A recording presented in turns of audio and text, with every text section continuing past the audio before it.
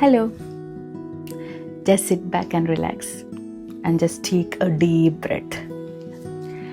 And now ask yourself, how many things are you doing right now just because you are not able to bring yourself to say that one two-letter word, the word which holds the key to your peace, your time and yourself. Welcome to Neetu Soulscape. And today we are going to explore one of the most important skills that most of you need.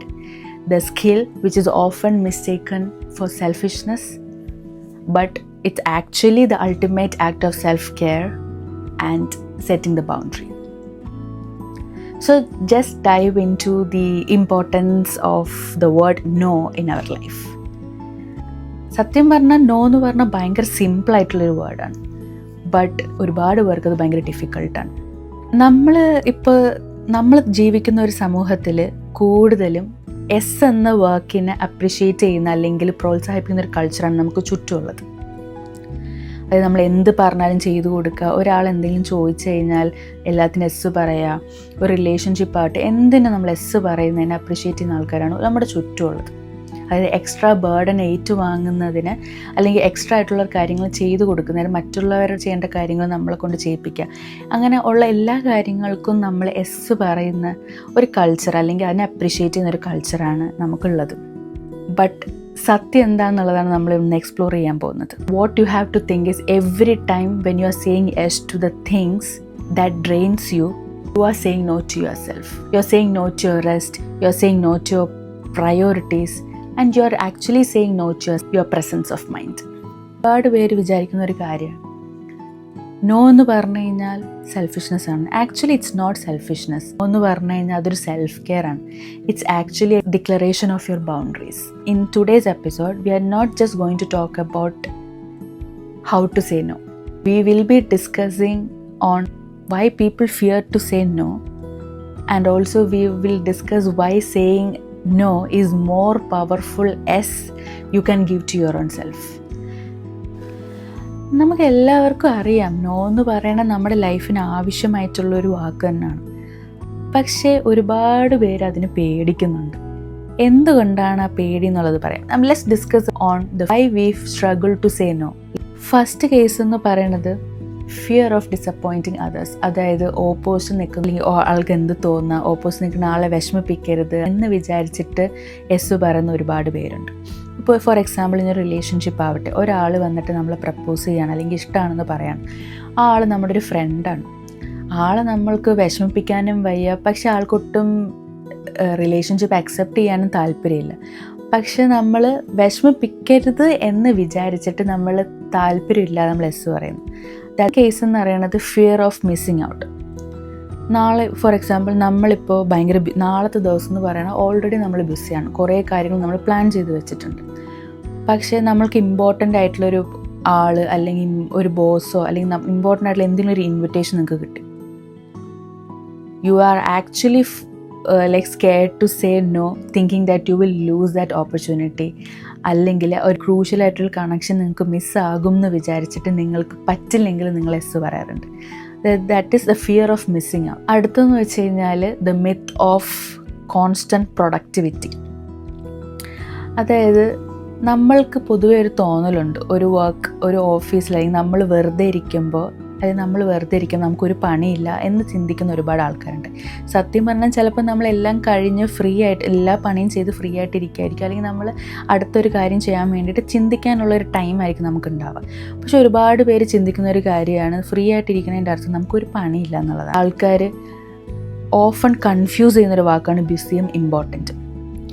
അതായത് ഒരാൾക്ക് BC ആയിട്ടും ഇരിക്കാം, ഒരാൾക്ക് important ആയിട്ടുള്ളൊരു കാര്യങ്ങൾ മാത്രം ചെയ്തിട്ട് നമുക്ക് ഫ്രീ ആയിട്ടും ഇരിക്കാം.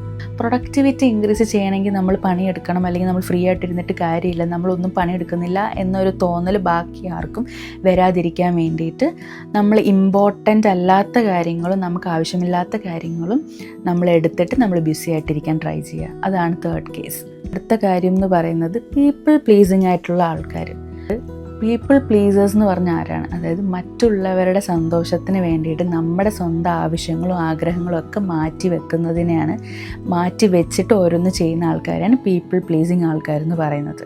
അത് നമ്മൾ മനസ്സിലാക്കേണ്ട ഒരു കാര്യമാണ്. ഈ പീപ്പിൾ പ്ലീസിങ് ആൾക്കാരെന്ന് വെച്ച് കഴിഞ്ഞാൽ നമ്മളെല്ലാവരും വിചാരിക്കും ആ ആൾക്കാർ അവൻ അല്ലെങ്കിൽ അവൾ അത്രയും നല്ലൊരാളായതുകൊണ്ടാണ് നമ്മളെല്ലാം ഇങ്ങനെ ചെയ്തു കൊടുക്കുന്നത്, നമ്മുടെ ആവശ്യങ്ങളൊക്കെ മാറ്റി വെച്ചിട്ട് ചെയ്തു കൊടുക്കുന്നത് എന്നൊരു തോന്നലുണ്ട്. പക്ഷെ അത് സത്യം പറഞ്ഞാൽ അങ്ങനെയല്ല.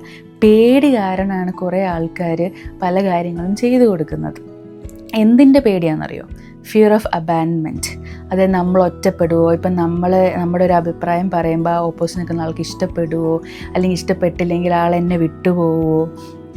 അതായത് ഇങ്ങനത്തെ ഒരു പേടി കാരണം ആൾക്കാർ ഓരോന്ന് ചെയ്തു കൊടുക്കുക. പീപ്പിൾ പ്ലീസിങ് ആയിട്ടുള്ള ആൾക്കാർക്ക് അങ്ങനെ ഒരു പേടിയാണ്. ഞാൻ ഒറ്റപ്പെടൽ ഭയങ്കര പേടിക്കുന്ന ആൾക്കാരാണ്. അങ്ങനെയുള്ള ആൾക്കാർക്കും എസ് പറയാൻ ഭയങ്കര പേടിയാണ്. ഇനി അടുത്ത കേസ് എന്ന് പറഞ്ഞാൽ നീഡ് ഫോർ വാലിഡേഷൻ.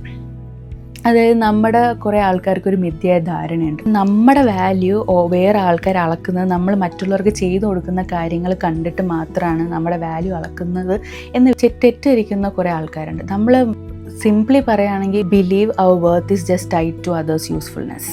അടുത്തത് ഫിയർ ഓഫ് കോൺഫ്ലിക്റ്റ്. അതായത് ഞാൻ നോ പറഞ്ഞു കഴിഞ്ഞാൽ ഒരു വഴക്കുണ്ടാകും എന്ന് വിചാരിച്ചിട്ട് എസ് പറയുന്ന ഒരുപാട് ആൾക്കാരുണ്ട്. അതായത് ഞാൻ നോ പറഞ്ഞു കഴിഞ്ഞാൽ എന്തെങ്കിലും പ്രശ്നം ഉണ്ടാവുമോ, അല്ലെങ്കിൽ നോ പറഞ്ഞു കഴിഞ്ഞാൽ അങ്ങനത്തെ പ്രോബ്ലംസ് ഉണ്ടാവും എന്ന് പേടിച്ചിട്ട് അവിടെ ഒരു പ്രശ്നം വരാതിരിക്കാൻ വേണ്ടിയിട്ട് നമ്മൾക്ക് അവിടെ ഒരു കാര്യം ശരിയല്ല എന്ന് തോന്നിയിട്ടും എസ് പറയുന്ന ആൾക്കാരുണ്ട്. അത് പേടിച്ചിട്ട് പറയുന്ന ഒരു ടൈപ്പ് ഓഫ് ആൾക്കാരാണ്. അതും ഒരു പീപ്പിൾ പ്ലീസിങ് ആയിട്ടുള്ള ഒരാൾ തന്നെയാണ്. ബട്ട് നമ്മളെല്ലാവരും ഓർമ്മിക്കേണ്ട ഒരു കാര്യമാണ്, buying temporary peace always leads to permanent unhappiness എന്നുള്ളത്. അടുത്തെന്ന് പറഞ്ഞു കഴിഞ്ഞാൽ വർക്ക് പ്ലേസിൽ ഉണ്ടാകുന്ന കുറച്ച് കാര്യങ്ങൾ ആൾക്കാർ ഓരോന്ന് പേടി കാരണം എസ് പറയുന്ന കുറേ സിറ്റുവേഷൻസ് വർക്ക് പ്ലേസിൽ ഉണ്ടാവാറുണ്ട്. അതിലൊരെണ്ണമാണ് റെക്കഗ്നിഷൻ ട്രാപ്പ് എന്ന് പറയുന്നത്. നമ്മളിപ്പോൾ പുതുതായിട്ടൊരു എംപ്ലോയി ജോയിൻ ചെയ്യാൻ ആൾക്ക് ഓൾറെഡി വർക്ക്സ് അലൈൻ ചെയ്തിട്ടുണ്ടാകും. ആളുടെ ഫോട്ടോ എന്താണെന്ന് നമ്മൾ അറിഞ്ഞിട്ടായിരിക്കും ആൾ ഇൻ്റർവ്യൂവിന് എടുക്കുന്നതൊക്കെ. പക്ഷേ ആ ആളൊരു പുതിയ ആളായതുകൊണ്ട് തന്നെ മാനേജർ എക്സ്ട്രാ വർക്ക് തരുമ്പോഴത്തേക്ക് നമ്മളതിനെ ഏറ്റെടുക്കും. കാരണം എന്താണെന്നറിയോ?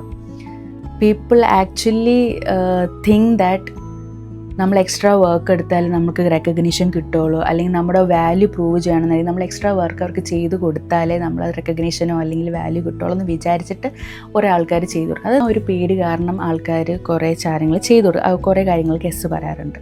പിന്നെയെന്ന് വെച്ച് കഴിഞ്ഞാൽ നമ്മൾക്കിപ്പോൾ അറിഞ്ഞുകൂടാത്തൊരു കാര്യം, ഇപ്പം ഞാനിപ്പോൾ ഒരു കാര്യത്തിന് നോ പറഞ്ഞു കഴിഞ്ഞാൽ, ഒരു കാര്യം ചോദിക്കുമ്പോൾ ഞാൻ നോ പറഞ്ഞു കഴിഞ്ഞാൽ എനിക്കത് അറിഞ്ഞുകൂടാന്ന് വിചാരിച്ചാലോ എന്ന് പേടിച്ചിട്ട് നമ്മൾ എസ് പറയും. ഈ നോ പറഞ്ഞു കഴിഞ്ഞാൽ എനിക്കത് പഠിക്കാൻ പറ്റിയില്ലെങ്കിലോ എന്ന് വിചാരിച്ചിട്ട് എസ് പറയുന്ന ഉണ്ടായിരിക്കും. നമ്മൾ സത്യം തന്നെ മനസ്സിലാക്കേണ്ട ഒരു കാര്യമാണ്, നമുക്ക് അറിഞ്ഞുകൂടാത്തൊരു കാര്യങ്ങൾക്ക് നമ്മൾ എസ് പറഞ്ഞു കഴിഞ്ഞാൽ വെറുതെ നമ്മളവിടെ സ്ട്രെസ്സ് കൂടാ ചെയ്യുന്നത്. നമ്മളത് ഓവറായിട്ട് കമ്മിറ്റ്മെൻറ്റ് ചെയ്തിട്ട് നമ്മളത് ചെയ്തു തീർക്കാനുള്ള സ്ട്രെസ്സും കാര്യങ്ങളൊക്കെ എടുക്കും. ഇപ്പോൾ ഓൾറെഡി നമ്മളൊരു കാര്യങ്ങൾക്ക് ബിസി ആയിരിക്കും. അപ്പോൾ ആ ബിസി ആയിരിക്കുന്നതിൻ്റെ ഇടയിൽ നമുക്കൊരു എക്സ്ട്രാ വർക്ക് വരുമ്പോൾ നമ്മളത് ഏറ്റെടുക്കുന്നതിന് പകരം സത്യം പറഞ്ഞാൽ നമ്മളൊരു നോ പറയുകയാണ് ചെയ്യുന്നത്. അതായത് നമ്മൾ ആദ്യം ആ വർക്കിൻ്റെ ഡെപ്ത്ത് നോക്കുക, എത്ര ഇമ്പോർട്ടൻ്റ് ആണെന്ന് നോക്കുക. അതൊക്കെ നോക്കിയിട്ട് വേണം നമ്മളൊരു വർക്ക് തന്നെ നമ്മൾ എടുക്കേണ്ടത്. അപ്പോൾ നമ്മൾ പേടിച്ചിരുന്നിട്ട് അല്ലെങ്കിൽ നമ്മൾ അവരെന്ത് വിചാരിക്കും എന്ന് വിചാരിച്ചിട്ട് നോക്കിയിരുന്നിട്ട് അതിന് എല്ലാ കാര്യത്തിനും അക്സെപ്റ്റ് ചെയ്തിട്ട് നമ്മൾ നമ്മുടെ എനർജിയും ടൈമും വേസ്റ്റ് ചെയ്യേണ്ട യാതൊരു കാര്യമില്ല.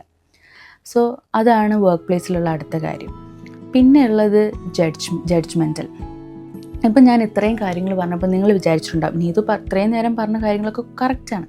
യെസ്, ഓഫ് കോഴ്സ് നോ ലൈഫിൽ ഭയങ്കര ഇമ്പോർട്ടൻ്റ് ആണ്. പക്ഷെ ഞാനിപ്പോൾ ഒരു ഇമ്പോർട്ടൻറ്റ് പറഞ്ഞു കഴിഞ്ഞാൽ ആൾക്കാർ എന്നെ എങ്ങനെയായിരിക്കും ജഡ്ജ് ചെയ്യുക, ആൾക്കാർ ഞാൻ സെൽഫിഷാണെന്ന് വിചാരിക്കില്ല എന്ന് ഇങ്ങനത്തെ ഒരു ചോദ്യം അല്ലെങ്കിൽ ഒരു തോട്ട് നമ്മുടെ എല്ലാവരും മനസ്സിലുണ്ടാവും അല്ലേ?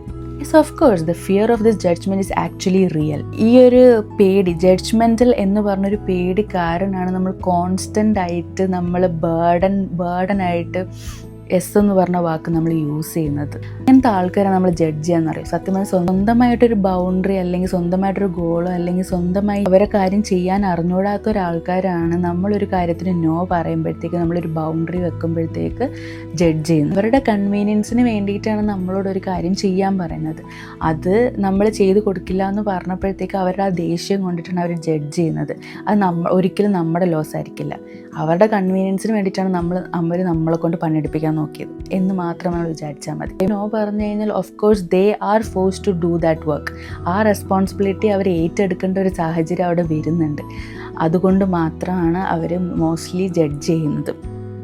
പിന്നെന്ന് വെച്ച് കഴിഞ്ഞാൽ പ്രോബ്ലംസ് ഫേസ് ചെയ്യാനുള്ള പേടി. ഓപ്പോസിറ്റ് നിൽക്കുന്ന ഒരാൾ നോ പറഞ്ഞു കഴിഞ്ഞാൽ ഞാനത് ഏറ്റെടുക്കേണ്ടി വരും, അല്ലെങ്കിൽ എന്തെങ്കിലും മിസ്റ്റേക്ക് വന്നു കഴിഞ്ഞാൽ അത് ഞാൻ ഏറ്റെടുക്കേണ്ടി വരും എന്നുള്ളൊരു പേടി കാരണം ബാക്കിയുള്ളവരെ കൊണ്ട് പണിയെടുപ്പിക്കാൻ നോക്കും. അത് കാരണം അങ്ങനെ നമ്മൾ നോ പറയുമ്പം നമ്മൾ ജഡ്ജ്. ആകെ ഇവിടെ മനസ്സിലാക്കേണ്ട ഒരു കാര്യം എന്ന് വെച്ച് കഴിഞ്ഞാൽ their judgment is a reflection of their problems, of their issue. പിന്നെ ചിലർക്ക് സ്വന്തമായിട്ട് ജഡ്ജ് ചെയ്യും. ബാക്കി ഓപ്പോസിറ്റ് ആൾ ചിലപ്പോൾ അങ്ങനെ വിചാരിച്ചിട്ട് പോലും ഉണ്ടാവില്ല. സ്വന്തമായിട്ട് ഞാൻ ഇത്രയും ദിവസം ചെയ്തു കൊടുത്തൊരു കാര്യം ഞാനിപ്പോൾ പെട്ടെന്നൊരു നോ പറയുമ്പോൾ ആളെങ്ങനെ എന്നെ ജഡ്ജ് ചെയ്യും, എന്നെ പറ്റി എന്ത് വിചാരിക്കും എന്ന് വിചാരിച്ചിട്ട് നമ്മൾ നോ പറഞ്ഞിട്ട് ചിലപ്പോൾ മാറ്റി പറയുന്ന ടൈപ്പ് ആൾക്കാരുണ്ട്. അതാണ് സെക്കൻഡ് ടൈപ്പ് ഓഫ് ജഡ്ജ്മെൻറ്റൽ ആൾക്കാരെന്ന് പറയുന്നത്. എന്ത് ചെയ്താലും ആൾക്കാർ നമ്മൾ ജഡ്ജ് ചെയ്യും. ഇപ്പം നമ്മൾ എസ് പറഞ്ഞാലും നോ പറഞ്ഞാലും ജഡ്ജ് ചെയ്യും. എസ് പറഞ്ഞു കഴിഞ്ഞാൽ they will think that we R week. ഇപ്പം നമ്മളൊരു വർക്ക് പ്ലേസിൽ തന്നെ എല്ലാ കാര്യങ്ങളും ചെയ്തു കൊടുത്തുകൊണ്ടിരുന്നു കഴിഞ്ഞാൽ ആദ്യമൊക്കെ നമ്മളോട് ചോദിക്കുമായിരിക്കും. ചോദിച്ചിട്ട് നമ്മളെല്ലാം ചെയ്തു കൊടുക്കാൻ തുടങ്ങിക്കഴിഞ്ഞാൽ പിന്നീട് ആയിക്കഴിഞ്ഞാൽ അവർ നമ്മളോട് ചോദിക്കില്ല. They will just force you to do things. നിങ്ങൾ ചെയ്തു കൊടുക്കുന്ന കാര്യങ്ങൾക്ക് they will just take you for granted അല്ലേ. നിങ്ങൾ വീക്കാന്ന് കൺസിഡറും ചെയ്യും. They will just force you to do things and they consider that you are not having your own life. പക്ഷെ നമ്മൾ ഒരു കാര്യം നോ പറഞ്ഞു കഴിഞ്ഞാൽ ആദ്യമൊക്കെ നമ്മൾ ജഡ്ജ് ചെയ്യുമായിരിക്കും. പക്ഷെ അത് കുറച്ചു നേരം കഴിഞ്ഞാൽ അത് അവർ വിടും. The end of the day ultimately they will respect you. Thinking respect always outlives judgement. ഞാൻ ഇത്രയും നേരം ഡിസ്കസ് ചെയ്ത ഫിയർ ഓഫ് സേയിങ് നോ. ഞാൻ സിമ്പിളായിട്ട് പറയുകയാണെങ്കിൽ I will say, if you say yes to everything, people will actually take you for granted. They will consider you as weak. They will consider you as a people pleasing person. They can easily manipulate you. നമുക്ക് താല്പര്യമില്ലാത്ത അല്ലെങ്കിൽ നമുക്ക് ഇഷ്ടമില്ലാത്ത കാര്യങ്ങൾക്ക് നമുക്ക് S പറയുമ്പോൾ അവിടെ നമ്മുടെ സ്ട്രെസ്സ് കൂടാണ്, നമ്മുടെ വർക്ക് ലോഡ് കൂടാണ്. നമ്മൾക്ക് വേണ്ടി ഉപയോഗിക്കാൻ വെച്ചിരുന്ന ടൈമൊക്കെ അവിടെ വേസ്റ്റ് ആയിക്കൊണ്ടിരിക്കുകയാണ്. പിന്നെ ജസ്റ്റ് മിസ്റ്റേക്സ് കൂടാണ്. നമുക്ക് അറിഞ്ഞൂടാത്ത കാര്യങ്ങൾ നമ്മൾ ചെയ്യുമ്പോൾ നമുക്കത് മിസ്റ്റേക്സ് കൂടാണ്. വെറുതെ ആക്ച്വലി സ്പീക്കിംഗ് നമ്മൾ നല്ലതെന്ന് വിചാരിച്ചിട്ട് നമ്മൾ എല്ലാവർക്കും ചെയ്തു കൊടുക്കുന്ന ലാസ്റ്റത്തെ മിസ്റ്റേക്സും കാര്യങ്ങളും പ്രോബ്ലംസൊക്കെ വരുമ്പോഴത്തേക്ക് ആൾക്കാർ people will judge you like, ഓ ഇവളെ കൊണ്ട് ചെയ്യിപ്പിക്കണ്ടായിരുന്നു, ഇവനെ കൊണ്ട് ചെയ്യിപ്പിക്കണ്ടായിരുന്നു, ഇത് ഫുൾ മിസ്റ്റേക്കാണല്ലോ. അപ്പം നമ്മൾ ചെയ്തു കൊടുത്ത കാര്യങ്ങൾക്ക് അവിടെ വില ഉണ്ടാവില്ല, അവിടെ മിസ്റ്റേക്സിനായിരിക്കും ഏറ്റവും കൂടുതൽ വില ഉണ്ടാവും. So you have to be more careful while saying yes to things. But ഈ എല്ലാ സിറ്റുവേഷൻസിലും നമ്മൾ നോ എന്ന് പറയുകയാണെങ്കിൽ no is very powerful option. ഒരു സിംഗിൾ നോ പറഞ്ഞാൽ തന്നെ ഓപ്പോസിറ്റ് നിൽക്കുന്ന ആൾക്കാരെ വാടപ്പിക്കാൻ പറ്റും. പിന്നീട് ഒരു കാര്യം നമ്മളോട് എടുത്ത് ചോദിക്കുമ്പോഴത്തേക്ക് അവർ ഒന്നും കൂടെ ചിന്തിക്കും. നമ്മളിപ്പോൾ എല്ലാ കാര്യത്തിനും എസ് പറഞ്ഞുകൊണ്ടിരുന്ന അവർ ചിന്തിക്കില്ല. അവൾ എന്തായാലും ചെയ്തു തരും, അല്ലെങ്കിൽ അവനങ്ങനെ ചെയ്തു തരും, അവളോട് ചോദിക്കേണ്ട ആവശ്യമില്ല എന്ന് വിചാരിക്കും. പക്ഷെ പിന്നീട് നമ്മളൊരു നോ പറയുന്ന ആൾക്കാരാണെന്നുണ്ടെങ്കിൽ അവർ ആലോചിക്കും, അവളോട് ചോദിക്കണോ വേണ്ട, അല്ലെങ്കിൽ നമുക്ക് തന്നെ ചെയ്യാം എന്ന് ചിന്തിക്കും. മാനിപ്പുലേറ്റ് ചെയ്യാനും ഭയങ്കര പാടാണ്. പിന്നെ ഞാൻ നേരത്തെ പറഞ്ഞതുപോലെ ഒരു ഫേം ആയിട്ടുള്ളൊരു നോ പറഞ്ഞു കഴിഞ്ഞാൽ ആൾക്കാർക്ക് സത്യം പറഞ്ഞു കഴിഞ്ഞാൽ റെസ്പെക്റ്റ് കൂടത്തേ ഉള്ളൂ. അല്ലെങ്കിൽ നമ്മൾ ഭയങ്കര ബോൾഡ് അല്ലെങ്കിൽ കോൺഫിഡൻ്റ് ആയിട്ടുള്ള ഒരാളാണ്. കൂടുതൽ പേരും ചിന്തിക്കുന്ന ഒരു കാര്യം നോ എന്ന് പറയുന്ന ഒരു നെഗറ്റീവ് ആക്ഷൻ ആയിട്ട് കൺസിഡർ ചെയ്യുന്ന ആൾക്കാരാണ്. ഫസ്റ്റ് നമ്മുടെ മനസ്സിൽ നിന്ന് എടുത്തു കളയേണ്ട ഒരു കാര്യമാണ് നോ ഒരിക്കലും നെഗറ്റീവായിട്ടുള്ളൊരു കാര്യമല്ല. When you say no to the obligation that doesn't align with your values, you are saying yes to your authenticity. You are saying no to another late night unnecessary work. You are actually saying yes to your rest and your body and your recovery. And if you are saying no to maintaining a toxic relationship, then you are saying to your self-respect. So no എന്ന് പറയുന്നത് എല്ലായിടത്തും നെഗറ്റീവായിട്ടുള്ളൊരു action അല്ല. There are a lot of things wherein you must consider no as very important. പിന്നെ next എന്ന് പറയുന്നത് കൂടുതൽ ആൾക്കാർ okay no പറയാമെന്ന് ചിന്തിക്കുന്നുണ്ടായിരിക്കും. പക്ഷേ എങ്ങനെ നോ പറയും? ഒരു പോസ്റ്റ് നിൽക്കുന്ന ആൾക്ക് ദേഷ്യം അല്ലെങ്കിൽ വിഷമം വരാത്ത രീതിയിൽ എങ്ങനെ നോ പറയും, അല്ലെങ്കിൽ എന്തായിരിക്കും എൻ്റെ സ്ട്രാറ്റജീസ് എന്നായിരിക്കും അടുത്ത ആൾക്കാർ ചിന്തിക്കുന്നത്. മെയിനായിട്ടുള്ളൊരു കാര്യം എന്ന് വെച്ചാൽ ഒരാൾ എന്തെങ്കിലും പറയുമ്പോൾ നമ്മൾ ഓട്ടോമാറ്റിക്കലായിട്ട് ചിലവർ പണ്ടത്തെ ഒരു ക്യാരക്ടർ വെച്ചിട്ട് പെട്ടെന്ന് അങ്ങോട്ട് എസ് പറയും. അത് നമ്മൾ ചെയ്യരുത്. Have to just pause. Don't answer immediately. No പറയാനുള്ള കോൺഫിഡൻസ് കിട്ടാനായിട്ട് ജസ്റ്റ് വെയിറ്റ് ചെയ്തിട്ട് ചിന്തിച്ചിട്ട് നമ്മൾ നോ പറയുന്നതിന് പിന്നെയുള്ളതാണ് ഒരു പാലം ഇടുക. നമ്മൾ പറയില്ലേ ഒരു പാലം ഇട്ട അങ്ങോട്ടും ഇങ്ങോട്ടും എന്ന് പറയില്ലേ, അതുപോലെ ഇപ്പം നമ്മളൊരു കാര്യം ഒരാൾ ചെയ്യാൻ പറയുകയാണ്, അല്ലെങ്കിൽ നല്ലൊരു പുതിയൊരു വർക്ക് നമ്മൾ ഏൽപ്പിക്കുകയാണ്. ഫസ്റ്റ് നമ്മൾ കഴിഞ്ഞാൽ പറയേണ്ടതെന്ന് വെച്ച് കഴിഞ്ഞാൽ I actually appreciate you for considering me for this new work. But കറണ്ടായിട്ട് ചെയ്തുകൊണ്ടിരിക്കുന്ന പ്രയോറിറ്റീസ് അല്ലെങ്കിൽ കാര്യങ്ങൾ എനിക്ക് കംപ്ലീറ്റ് ചെയ്യാനുള്ള സമയം ഉണ്ടോ എന്ന് ആദ്യം ഞാൻ നോക്കട്ടെ. അത് നോക്കിക്കഴിഞ്ഞ് കഴിഞ്ഞാൽ I can just tell you now എനിക്കിപ്പോൾ അത് ചെയ്യാൻ പറ്റില്ല എന്ന് പറയണതിൻ്റെ ഒരു വേറെ രീതിയാണത്. ഇന്നത്തെ എപ്പിസോഡ് കൊണ്ട് I think you would have at least understood the importance of no in life. The moment you say no to something that doesn't serve you, you're instantly saying yes to the life that you truly want. You're saying yes to your peace, your rest and your purpose. You should remember one thing, endayalum people will judge you. But remember, respect always outlives judgment. So you have to choose respect. Thank you so much for watching my video. And that's all for today's video. Bye for now and choose your SS wisely.